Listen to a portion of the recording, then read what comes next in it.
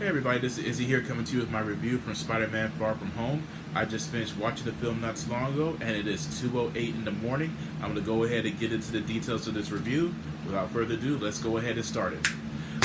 Spider-Man Far From Home is a sequel to Spider-Man Homecoming, and it is under the Marvel Cinematic Universe banner still, and it takes place immediately after the events of Endgame. As everyone's well aware of, Endgame is on the verge of, well, it has grossed over $2 billion worldwide, is on the verge of possibly surpassing Avatar.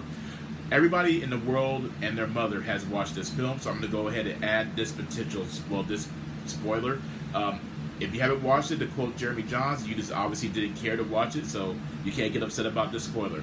Everyone knows, anyone who has watched Endgame, Tony Stark dies at the end of it, and Spider-Man Far From Home has Peter Parker adjusted to a life without Tony Stark, and it has him trying to not only adjust to that life, but also adjust it to a life after the events of Endgame completely. And not only that, but there is certain focus on how the world, New York City, even overseas, how they adjusted to the events of Thanos' snap and the battle between Thanos, his army, and of course the Avengers. Spider-Man Far From Home has Peter Parker going on a class vacation and wanted to live his life not as Spider-Man, trying to enjoy his life as a kid, as a high school student, and trying to find a sense of normalcy in his life. And that's when certain events come into play, and he is forced to jump into the pit, if you will. Spider-Man Far From Home, I enjoyed it. I thought it was absolutely entertaining. I thought it was a great film. It is a worthy and exciting addition into the Marvel Cinematic Universe franchise, and I'm still enjoying the fact that Marvel, Disney / Sony is able to work out a deal where Spider-Man Peter Parker is able to continue showing up in the Marvel Universe.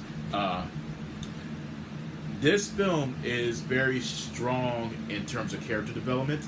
The tone is very similar to a high school comedy at first, which actually shows you just how talented and how organized the Marvel Cinematic Universe is, how they're able to go from a film like a Black Panther or even a Thor Ragnarok or Doctor Strange or Infinity War or Endgame, and then we're in a film where it is very much grounded in terms of a reality, a realistic world. And I think that's what separates it from other comic book adaptations that have attempted to establish some sort of shared universe, where you could go from a film that is epic in scope and deal with cosmic consequences, and then go into a film like Spider-Man Far From Home, where it's okay, this threat is very localized. It's not necessarily saying it's normal, but at the same time it's localized, and the threat isn't as extensive as, say, a Thanos or even an Ego, if you will. Tom Holland does an amazing job as Peter Parker / Spider-Man. Again, he is the total package as far as I'm concerned.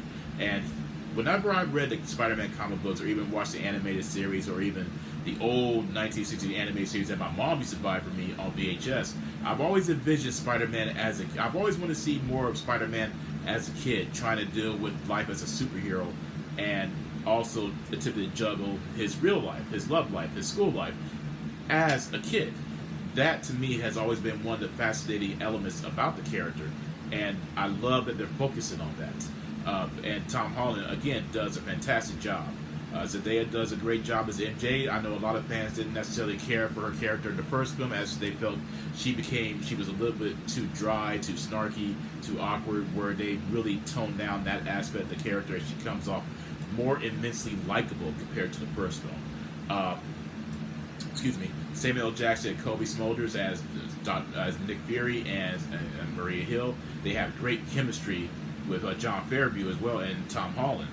Seeing Nick Fury, Maria Hill, Happy Hogan, and Peter Parker interact was very fun, and it has a lot of comedic and awkward elements to it, which makes it such a fun storyline. The real show stealer, in actuality, is Jake Gyllenhaal as Quentin Beck, Mysterio. That was a complete fanboy dream come true, and that's not even an exaggeration here. Seeing Mysterio fully realized on the big screen, I can't put into words just how amazing it was to see Mysterio's abilities play out the way they did. I would have loved to have watched this on an IMAX screen. It was just words cannot describe.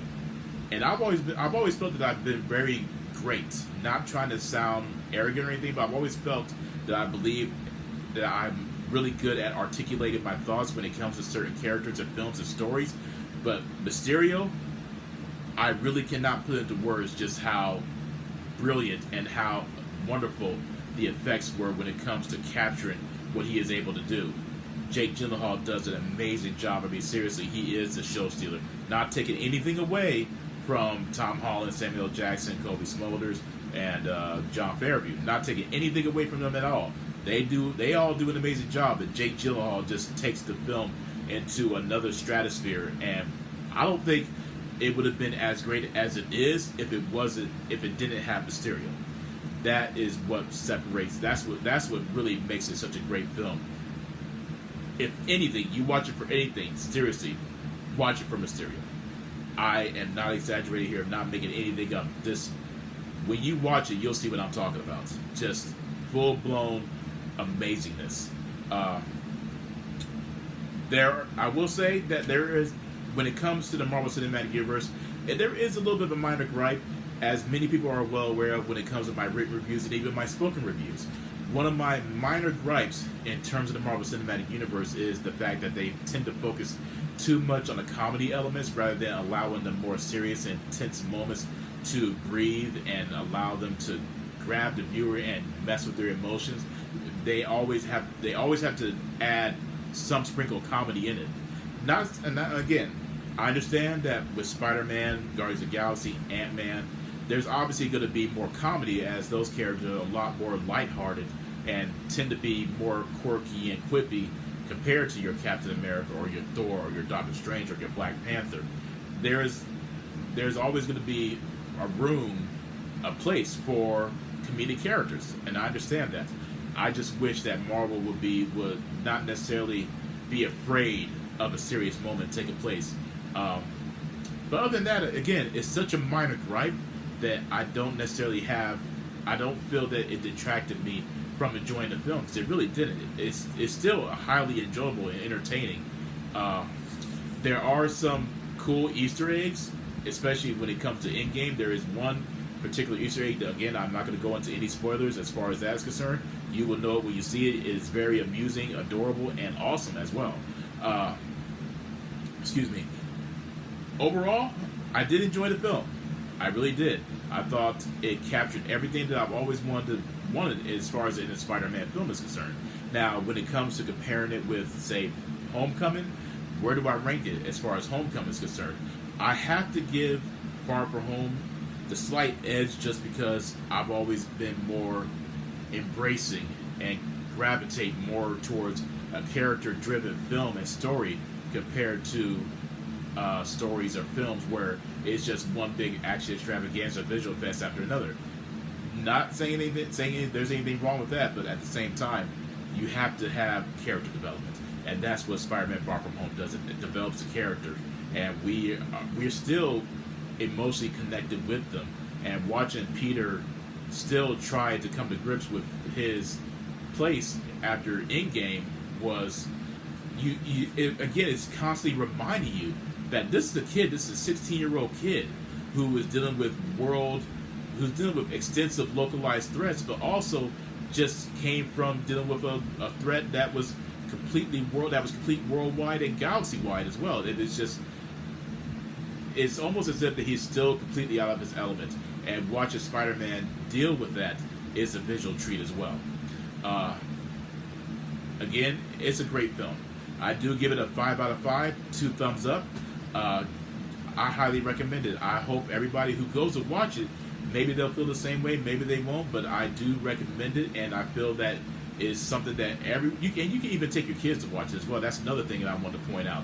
It's not a film where your kids can't watch it, or you're afraid that maybe it's too violent, maybe it's too graphic. No, kids can handle it. There's a lot of humor in it. There's a lot of juvenile humor in it as well, the awkward humor, and I guess the best way I can describe it is almost as if that you could really you can literally have the whole family watch it and not feel any type of way about it. I mean, that's the greatness of the Spider-Man films, is that they are very family oriented, and there are some serious moments, but at the same time, kids love Spider-Man, and Spider-Man brings out the kid even in adults. I will say, and most people who are well aware of when it comes to the Marvel Cinematic Universe films, there is two after credit scenes, well, two scenes during the credits. The first scene during the credits is absolutely amazing with the way they end it and how they're going to go about it. I have no idea, but I hope they let it stick, because it really breathes new life into the storyline, and it's further. I think it's going to propel it even more to the stratosphere. I'm not going to spoil it, but again, it gave me goosebumps. Do not leave. Seriously, do not leave. Watch that scene. The second scene is there is a quirky comedic element to it.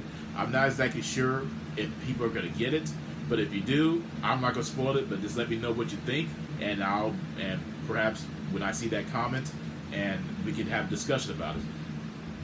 I will say also as well, the first scene during the credits is the ultimate fan service, and when you see who shows up, you are going to be pleasantly surprised, especially if you have watched any other Spider-Man film before then. You will be surprised, I promise you. You will not see it coming. Don't read any spoilers beforehand. Just go watch the movie. Seriously, watch it. Not joking. I don't know what else there is to say about it. I really enjoyed it. It was fun. It was exciting. It was entertaining. There are moments where it becomes very serious and dark and haunting and emotional.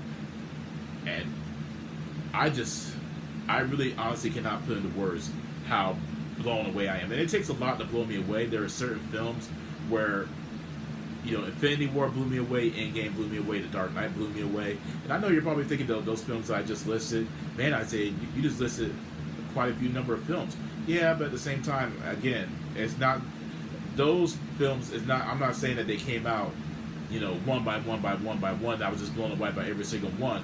There has just been a certain number of films that have came out in the past where they have been spaced out.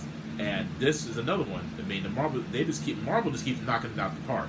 I don't know how they do it, and I know there's people who believe that the superhero fatigue is going to start setting it in, but I don't see it happening anytime soon, especially to keep up with this current quality of films being released.